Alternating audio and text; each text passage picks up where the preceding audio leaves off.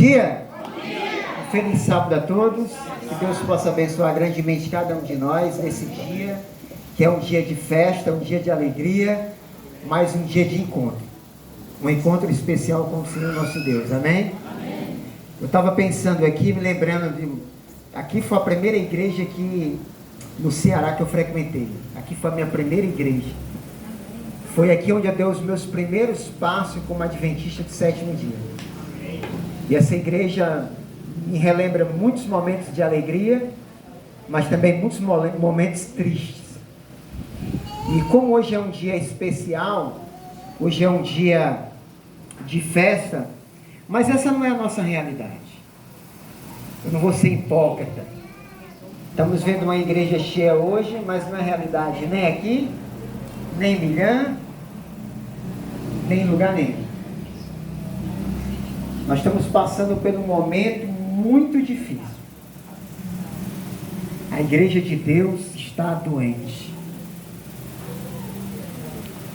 E eu posso dizer para você que ela se encontra no UTI, infelizmente.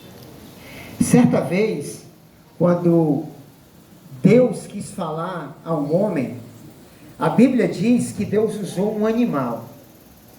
Alguém lembra que animal era esse? Por 3 vezes aquele animal saiu do caminho e foi judiado pelo seu dono. Na 3ª vez o dono olhou para aquele jumento e disse: olha, quem dera que eu tivesse com uma espada, que eu ia tirar a sua vida. E aquela jumenta olhou para ele e disse: por quanto tempo eu lhe sirvo? Quantas vezes eu lhe derrubei? Porventura essa não foi a única vez? E porventura eu não derrubei você porque na minha frente se encontra um anjo com uma espada na mão? E Deus abriu os olhos daquele profeta e fez ele ver que ali havia um anjo de Deus com uma espada na mão, pronto para tirar a vida do profeta. Deus tinha um recado para dar àquele profeta, mas não tinha quem levasse aquele recado. Não tinha um portador. E quando não tinha um portador, Deus usou quem? Deus usou uma jumenta. Deus tem uma mensagem para você. Não é um jumento que está na sua frente. Porque a importância não é o portador da mensagem. O valor está na mensagem. E se você não gostar da mensagem, do recado, reclama, sabe de quem? Reclama dele, tá bom? Então que Deus possa nesse dia de hoje abençoar grandemente cada um de nós. Que nós possamos fazer parte dessa grande transição que a igreja de Deus está passando. A igreja, quando Jesus chegou aqui à terra, ele encontrou uma igreja doente. A igreja estava doente quando ele chegou. E ele era o médico dos médicos e ele fez grandes maravilhas dentro daquela igreja. E aquele mesmo Jesus que atuou no passado, eu creio e acredito que ele vai atuar também no presente e no futuro. Amém. Você acredita nisso? Amém. Louvado seja Deus por isso. Por isso que tem um texto na Bíblia que eu gosto muito dele, quando ele diz assim, lá em 1 Coríntios, no capítulo, não precisa abrir não, no capítulo 10, versículo 12, ele diz assim, olha, tu que está em pé, olhes para quê? Não caia. Para que não caia. Então quem está em pé tem que ter cuidado de quê? Não cair. De não cair. Quando eu vou lá para Apocalipse, no capítulo 3, no versículo 11, ele diz assim, eis que eu venho sem, e comigo venho trazendo o quê? Um galardão. Olha, tome a tua coroa, tenha cuidado para que outro não tome. Há um cuidado muito grande nessa transição que a igreja está passando. Transição essa que muitos vão sair para que muitos venham entrar. Por isso que ele disse que nós temos que ter cuidado para quê? Para não cair. Para não perder a coroa, para não perder o nosso lugar. Nós temos que estar atentos. Mas ao mesmo tempo, sabedor de que uma grande reforma, uma grande transição está acontecendo na igreja. Pessoas de 10 anos atrás que estavam nessa igreja já não se encontram. Eu vejo pessoas que eu não conheciam aqui. E isso está acontecendo em todos os lugares. Igreja que tinha 500 membros hoje, pós-pandemia, 150 membros, já não tem quase. Dia de quarta-feira as igrejas estão sem ninguém.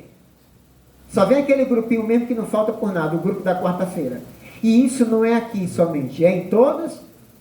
A igreja de Deus está doente, irmãos. Ela está passando por um processo muito difícil. E eu quero mostrar para você que quando Jesus chegou aqui nesse mundo, ele encontrou também uma igreja doente. Uma igreja que estava passando por uma situação muito difícil. Mas louvado seja Deus que aonde ele chega, ele faz a diferença. Abra sua Bíblia no livro de Marcos, no capítulo 2.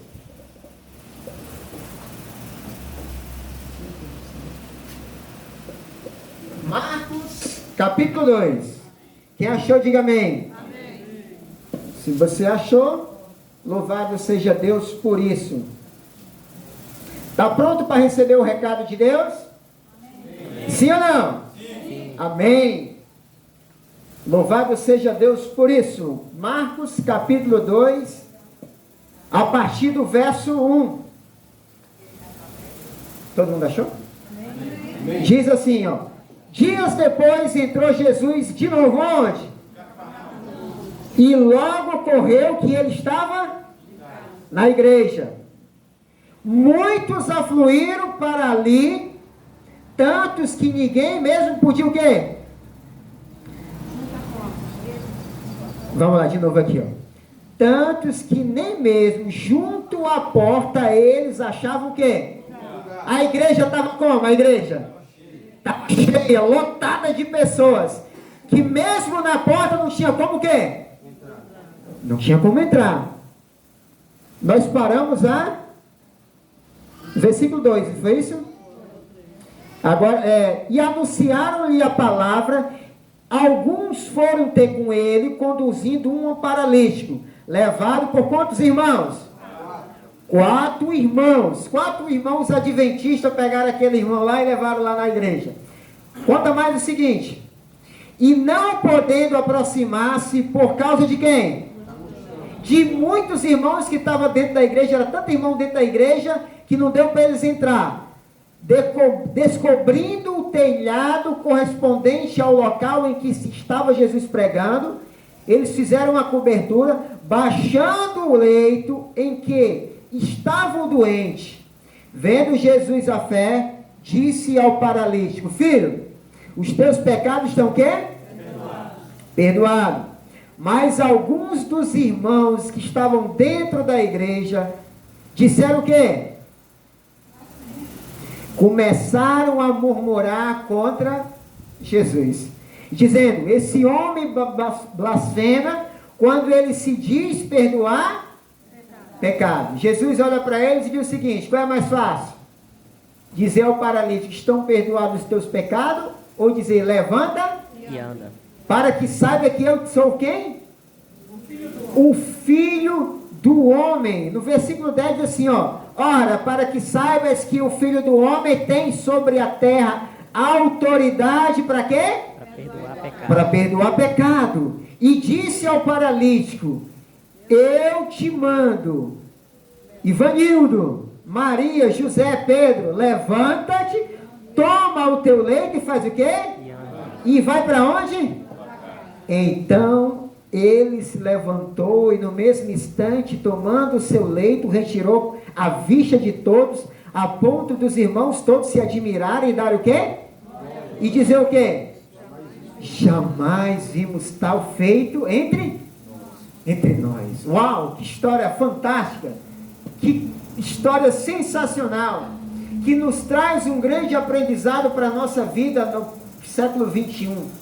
Uma semelhança que havia na igreja do passado, que se encontra hoje na nossa igreja hoje. O interessante é que eu separei 5 personagens interessantes nessa igreja aqui. Na igreja de Cafarnaum. O personagem principal, Jesus. O segundo personagem, o doente. O terceiro personagem, a multidão. O quarto personagem, os 4 irmãos. E o quinto personagem, a liderança da igreja, que foram aqueles que se levantaram.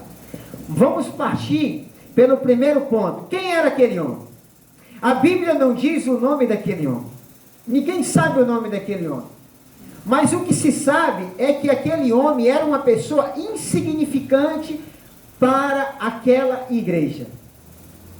Era uma pessoa insignificante para aquele tempo, para a sociedade. Era uma pessoa inválida. Uma pessoa que eu costumo falar, um Zé Ninguém. Quem é um Zé Ninguém? Ninguém. Quem quer ser amigo de um Zé Ninguém? Me fala aí. Ninguém. Quem quer ser amigo de um cachaceiro que está caído em uma calçada, em uma marquise de uma das grandes cidades, embaixo de um viaduto, pedindo esmolas no farol? Quem quer ser amigo dele? Quem quer ser amigo de um cachorro morto? Quem? Ninguém. Ninguém quer ser amigo. Ninguém quer papo com alguém que não tem nada para te oferecer. Interessante que quando alguém é rico, ele arruma um monte de primo, né? Abaixa tem uma condição melhor financeira. É ou não é? Eu estou falando besteira. Aparece um monte de parente. Pessoas que nem conhecem. Eu lembro ali do irmão Francisco, né? E eu conheço um monte de gente na minha que assim, eu sou primo dele. Sou primo da Conceição. Eu fico olhando assim, mas primo? Então, o que acontece é que geralmente as pessoas querem ter um parentesco, querem ter amizade com alguém que te pode proporcionar o quê? Algo. Querem ter amizade com alguém que na hora que precisa, você vai estar lá para ajudar. É por isso que nos momentos mais difíceis da nossa vida, as pessoas fazem o quê com a gente? Se afastam. Inclusive quem? A igreja. A igreja naquele momento estava passando por um processo a qual se encontra hoje. Processo esse que as pessoas faziam acepções de pessoas, discriminavam as pessoas, faziam separação entre elas e escolhiam os melhores para sentar nos bancos da igreja na frente. Lembra daquele homem lá que quando pediram para que Jesus curasse o servo dele, ele disseram que Senhor, cura, porque esse homem, ele ajudou a construir a nossa sinagoga. Lembra desse texto? O centurião, ele é um homem respeitado. Foi ele quem construiu a sinagoga. Jesus, cura ele. É diferente hoje?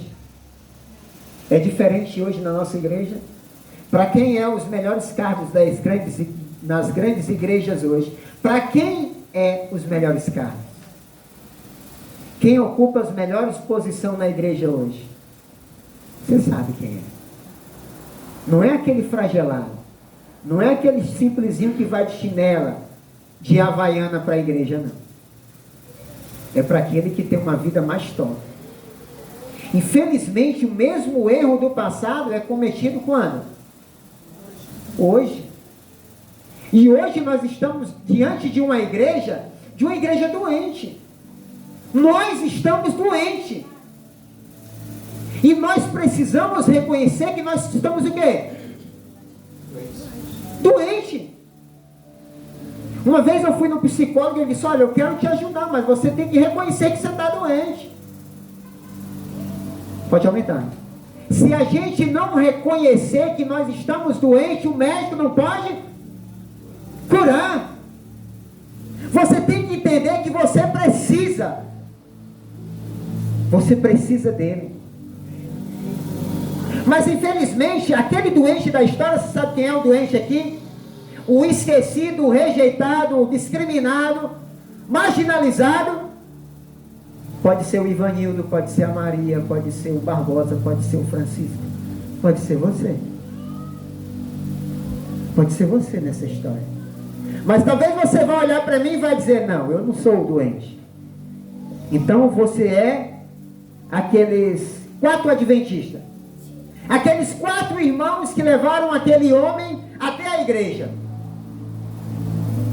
Eu fico imaginando agora, quando eu vou analisar a história daqueles 4 irmãos, eu fico pensando, quando eles vão lá na casa daquele senhor, sabedores que ele tinha uma vida, que até a própria família já havia desistido dele, porque não foi a família que levou ele até Jesus, foi 4 desconhecidos, foi 4 pessoas que conheciam Jesus, que já tinham intimidade com Jesus, que acreditavam que se eles se encontrassem com Jesus, a vida deles seria transformada.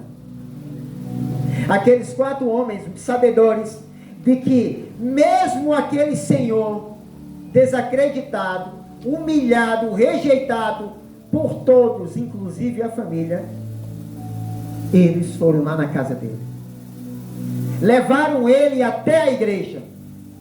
Mas chegando eles na igreja, eles se deparam com algo diferente. A igreja já tinha começado o culto, a igreja estava tão cheia que não havia lugar para entrar. E eu fico imaginando, se você acha que você é ele, é um daqueles 4, o que você faria? Eu fiquei imaginando assim, meu Deus, o que eu faria na minha pequena, com a minha fé tão pequena, Senhor?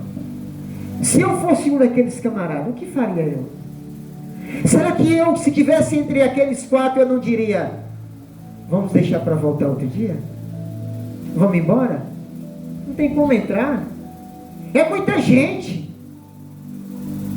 vamos esperar uma nova oportunidade, talvez em outro lugar, mas aqui é impossível ver Jesus, é impossível Jesus atender ele hoje, é impossível ele se aproximar de Jesus. Será que você não teria tido essa atitude? Hoje eu não vou, eu tenho 1000 motivos para desistir. A pergunta que eu faço para você é, eles tinham motivo para ir embora, sim ou não? Eles tinham todo motivo para ir embora, mas eles não foram. Sabe por que eles não foram? Porque eles tinham feito algo, eles tinham se sacrificado, eles tinham feito de tudo para levar aquele homem até aquela igreja. E não era a multidão que ia impedir de eles levar aquele homem aos pés de Jesus. Não era aquela multidão que ia servir de empecilho. Eles olharam para o outro e disseram, olha, nós já fomos longe demais para desistir, nós não podemos voltar para trás. Então nós temos que fazer o quê? Nós temos que criar uma alternativa. O que um bom cristão faz nos momentos difíceis? Quando todas as portas estão fechadas, um bom cristão, ele faz o quê? Ele cria novas alternativas. Não dá para entrar, não tem como entrar, mas nós temos uma alternativa. Alguém vai lá, busca uma escada, 2 sobem na escada, ficam lá no teto da igreja, e 2 embaixo. Os que estão embaixo vão ajudando a levantar ele para cima, puxado por uma corda e um grande manta. E aqueles que estão puxando lá em cima, eu fico imaginando, quem já pegou água de cacimbão aqui? Pegou um balde pesado? Já percebeu como queima a mão? Quem já trabalhou de servente em obra, puxando aquela corda, irmão de Assis, lá até com a telha mesmo, o irmão de Assis passou por essa experiência, disse, poxa, está queimando minha mão. Eu disse, de Assis, ainda bem que eu trouxe minha luva. As mãos daqueles homens estavam queimando, porque se tem um negócio que é pesado, é o que? É gente. E uma pessoa que, quando ela é debilitada ou aleijada, ele pesa mais. Como ele não faz exercício, a tendência é de engordar, e fica muito pesado. Então foi o que aconteceu com aqueles jovens. Era pesado, mas mesmo assim eles puxaram ele. Eles puxaram aquele cidadão. E eu fico imaginando quando chegou aonde Jesus estava, no local correspondente aonde Jesus estava, desceram ele. E toda a igreja presenciou aquele fato. E eu fico imaginando ali, todos espantados, quando Jesus olha para aquele homem, e Jesus admira o que deles? A fé. Que fé. Sabe, para Jesus, aquela foi uma confirmação de que ele estava no caminho certo. Jesus passou por muitos momentos difíceis. Muitos na sua vida.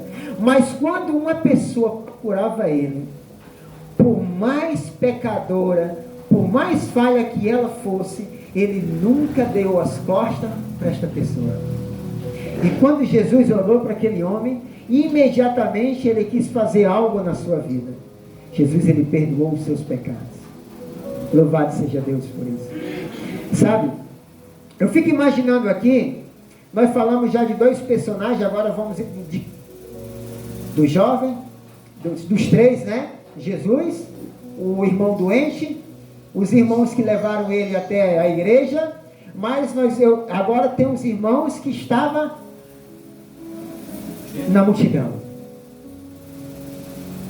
E a multidão ela é muito perigosa, porque muitas pessoas estão na igreja só para fazer números. É triste ouvir isso, né? É ou não é? Mas você pode estar aqui só para fazer números. Eu posso estar aqui somente para fazer números. E amanhã eu estou fora. Mas esse não é o nosso propósito aqui. Não podemos estar na igreja simplesmente só para ser mais um. Nós temos que estar na igreja para fazer o quê? A diferença. Nós não podemos ser mais um como aquela multidão. Nós temos que ser igual aqueles 4 irmãos para fazer a diferença. Porque para atrapalhar já tem gente demais.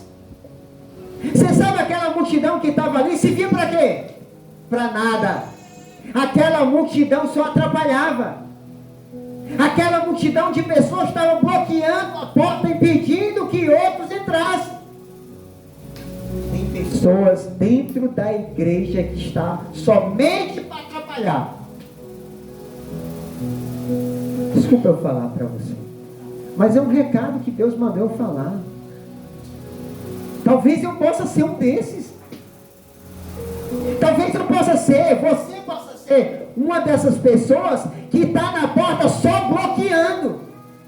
Você sabe o que é bloquear uma porta? É aquela pessoa que fica ali no meio e não sai por nada. Que as pessoas tentam entrar, quer entrar, mas não consegue. Por quê? Porque ele está ali atrapalhando. Está atrapalhando.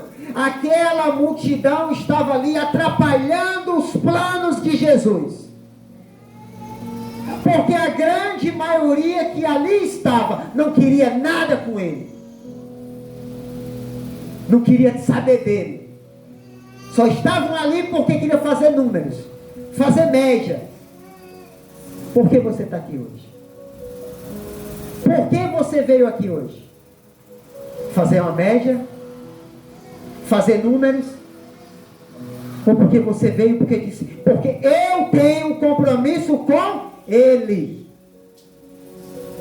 Eu estou compromissado com Ele. Que alguém venha ou não venha, mas eu vou. Com quem é seu compromisso? Eu fico triste, sabe por que eu fico triste? Eu falo muito com a minha irmã, assim, quando a gente fala da igreja, e algumas coisas a gente concorda, tem outras que eu não concordo com a minha irmã, mas ela é minha irmã, eu amo a minha irmã, e eu aprendi muito com ela, e aprendo, né? Como a família da gente, que a gente aprende demais com a família, e a melhor escola. E eu estava vendo aqui, como eu fico triste em ver hoje uma igreja doente, a qual nós estamos vendo, de homens e mulheres apaixonadas por homens. Que tipo de paixão é essa que você está falando, Ivanildo? Eu não estou falando de uma paixão entre um homem e uma mulher, entre um marido e uma esposa, entre um casal de namorado. Não estou falando desse tipo de paixão, não. A paixão que tem me enojado é ver pessoas apaixonadas pelo pastor, por líder de igreja, morre pelo ancião, morre pelo diretor da igreja. São pessoas, são falhos. Seja apaixonada por Jesus. Porque o homem, ele vai cair. Eu estou pregando hoje, amanhã eu posso estar no mundo tomando cachaça, fazendo tudo que não presta. E você? Nós temos que parar de ser bajulador de homens. Uma igreja de pessoas que bajulam homens, que morrem por um presidente A, B. Um povo que é apaixonado por política. Um povo que morre pelas coisas do mundo. E não tem disponibilidade de renunciar nada da vida para estar ao lado de Cristo. Essa é a igreja que eu estou vendo hoje. Desculpa. Se essa não é a sua visão, eu concordo, eu respeito a sua visão. Mas é a visão que eu estou vendo. De uma igreja de pessoas apaixonadas por homem dessa terra. O cair é de quem? Mas o levantar de quem é? É Deus. Esteja aqui por Ele. Não queira estar dentro da igreja para fazer números. Não queira estar dentro da igreja para ficar bloqueando outros de entrar. Eu preguei numa determinada igreja e até eu fiquei um pouco nervoso. Uma igreja cheia de gente. E depois o cara me falou, o camarada, um ancião da igreja, disse que, me contou uma história, nessa igreja aqui, eu trouxe uma família para assistir o culto. Eu não vou dizer o nome da igreja nem da cidade, claro. E quando eu trouxe a família, uma família simples, um homem, uma mulher e 2 filhos, e quando chegaram na igreja, sentaram em determinado banco, e eu coloquei eles lá para sentar, no dia de sábado de manhã, sentaram no banco, e eu fui para o outro lado. E de repente chegou uma madame muito chique, com seu marido e seus filhos, e disse, levanta desse banco, porque esse banco é meu. Esse é meu lugar. Eu só assisto o culto aqui. Sabe o que aconteceu? Aquela família se levantou. E eu pergunto uma coisa para vocês. Vocês acham que eles voltaram naquela igreja ainda? Você voltaria? Pessoas que infelizmente estão na igreja para quê? Para bloquear, para atrapalhar. Essa igreja não é minha, também não é? Não é sua. De quem é essa igreja? É de Deus. Nós temos que fazer uma reflexão na nossa vida. Se eu dentro dessa igreja, eu estou fazendo números, ou se eu estou simplesmente bloqueando a entrada de outros. Que tipo de adventista sou eu? Nós temos de ser como aqueles 4 adventistas. Pessoas que levam a gente até a Cristo, e mesmo que as portas estejam fechadas, eles vão criar alternativas. Diga amém por isso. Amém. Mas Senhor, não ajuda. Misericórdia. Tem outro grupo. Tem aquele grupo que não... Oi. Tem outro grupo que não faz nada, mana, e atrapalha. Quem é aquele grupo? É aquele que quando Jesus chegou e falou para o homem, perdoado estão os teus pecados. Aí o outro grupo fez o quê? O que fez o Tony, como é que chama da igreja? A comissão. A liderança da igreja, a comissão da igreja, quando viu Jesus curar o rapaz, perdoar os pecados, o que foi que a liderança da igreja disse? Quem é esse que até pecado está inventando de perdoar? A liderança da igreja se levantou agora, mas para quê? Para criticar. Sabe? E muitos são que estão dentro simplesmente para quê? Para criticar. Não fazem nada. Nada. Mas tudo que alguém vai fazer, o que ele faz? Critica. Eu conheci um assim. Ele não fazia nada na igreja. Nada, absolutamente nada. Mas quando a gente inventava de fazer algo na igreja, ele dizia, não vai dar certo. Eu não concordo, eu não presta. Aí foi enchendo, e um dia ele falou que não concorda, eu disse, eu não estou nem aí porque você acha, ou deixou de achar. que você gosta ou não gosta, mas vamos fazer, pronto, acabou-se. Esse grupo aqui estava na igreja simplesmente para quê? Para criticar, irmãos, para apontar, irmãos, para condenar, para machucar. Tem muitas críticas que elas são construtivas, que elas servem para nos ajudar. É bom ser repreendido? Não é bom, ninguém gosta de ser repreendido. Mas muitas vezes um puxão de orelha, ele é necessário. Recentemente eu levei um puxão de orelha de um irmão. E quando eu levei, eu fiquei tão chateado com ele que deu vontade de eu matar ele. Mas quando eu esfriei o sangue, quando eu entendi, eu percebi que eu estava errado e que eu precisava mudar. E aquilo que ele falou para mim não me atrapalhou não. Sabe o que fez? Me ajudou.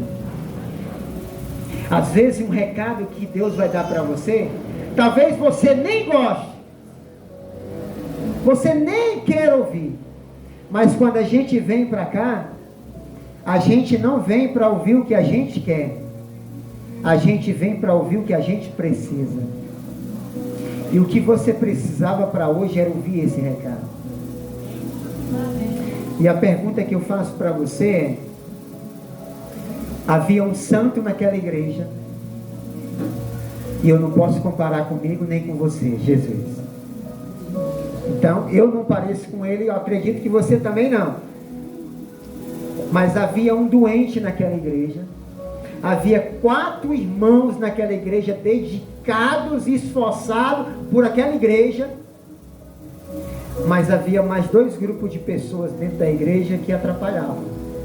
Aqueles que bloqueavam a porta e aqueles que criticavam quem entrava na igreja. Desses 5 aqui que eu falei, qual deles nós se parecemos mais? Nessa história que você vai sair daqui hoje e você vai refletir: Senhor, o que o Ivanildo falou, ele foi duro com as palavras, mas Jesus muitas vezes ele tinha que ser duro. Quando chegaram para ele lá, os discípulos para ele, e quando ele fez um discurso duro, que muitos o abandonaram, Jesus olhou para ele sem querer: e vós também me abandonar? E Pedro olhou para ele e disse: Senhor, para onde iremos? Se tu é o quê?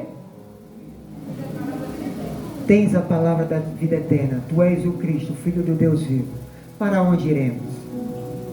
Jesus agora vai mais na frente e diz: 11 de vocês eu chamei, mas um entre vocês é o filho de quem? Do diabo. Ele foi duro ou não foi? Sabe por que ele foi duro com Judas?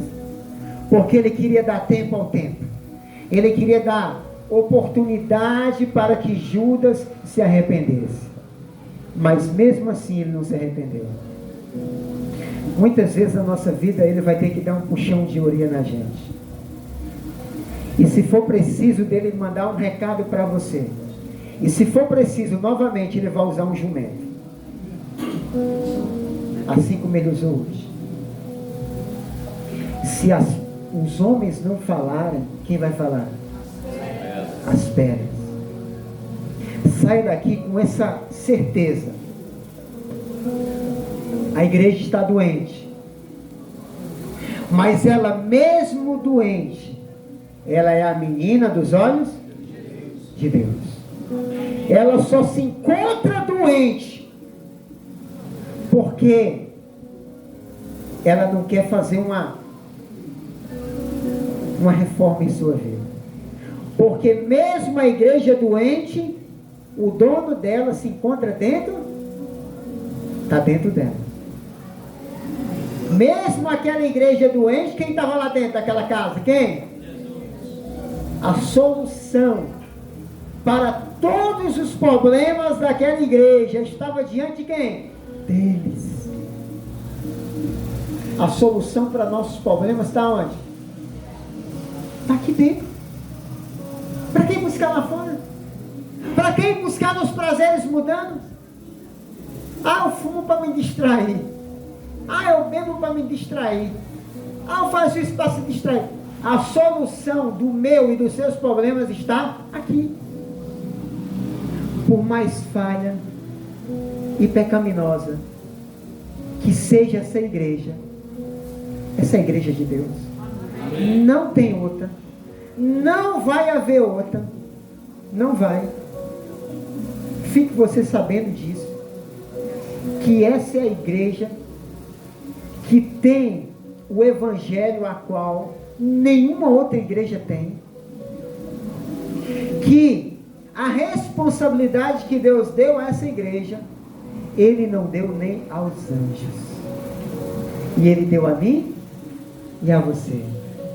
Homens falhos, debilitados, cheios de erros, de falha, para pregar para outros homens que têm erros e falhas também.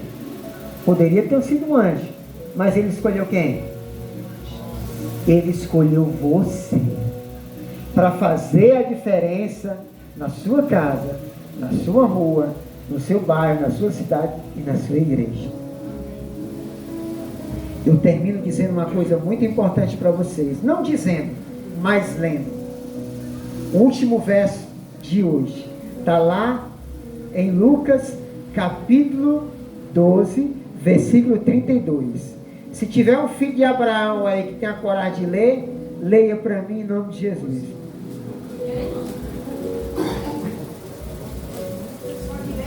Pode. Lucas 12, 32. Não temas, ó pequenino rebanho, porque é aprazível ao vosso Pai da luz do reino. Oh, glória. Amém? Todo mundo achou? O que Jesus disse para esse povo? Qual foi a mensagem que Deus deixou para essa igreja? Não temas, ó pequeno rebanho, porque o vosso Pai se agradou em dar-vos o seu quê? O seu reino. Igreja de Solonópolis, não temas, porque Deus se agradou em dar o seu reino a vocês. Igreja de Logradouro, não temas, porque Deus se agradou em dar o seu reino a vocês. Igreja de Milhã, não temas, porque Deus se agradou em dar o seu reino a vocês. Amém.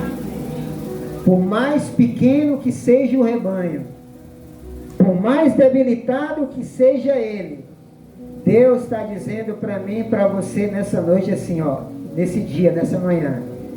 Ei, diabo, tá vendo essa igrejinha bem pequenininha? Tá vendo essa igrejinha com os irmãozinhos simples, humildes?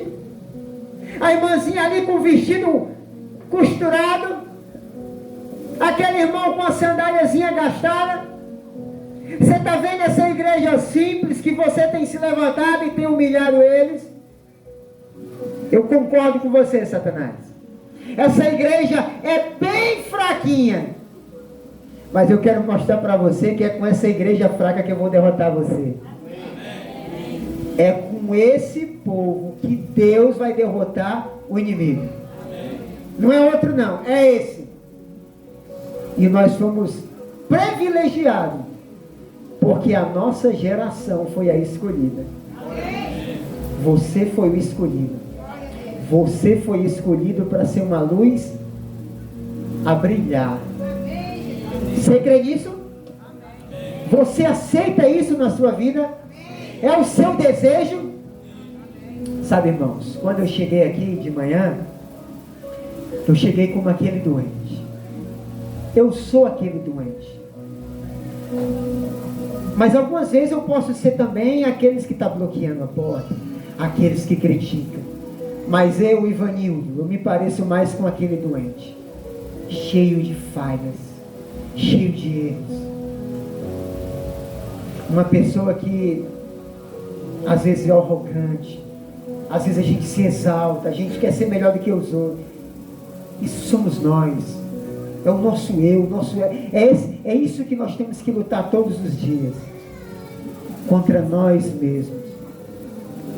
Mas louvado seja Deus, que mesmo esquecido pela família, mesmo esquecido pelos amigos, Deus não esquece de nós.